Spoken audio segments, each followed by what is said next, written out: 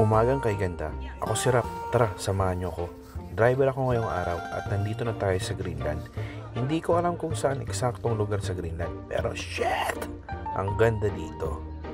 Pagkababa ko ng Sojak, may nakita akong maraming buto ng balyena. Pero matagal na tong nandito. Naglakad-lakad ako konti at may nakita akong umuusok. Kaya ang ganda!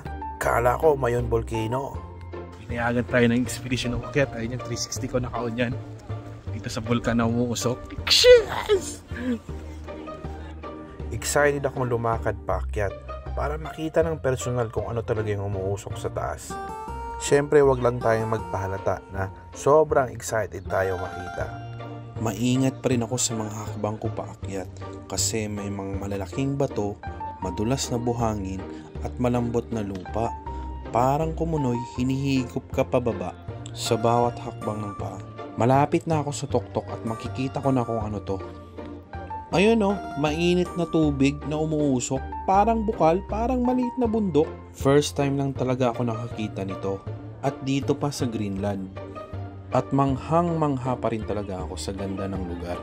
At bakit nga ba hindi kulay green ang Greenland? Sinong may alam? Sagot? Maraming salamat sa mga nanood ng video. Hanggang sa muli. Maraming salamat.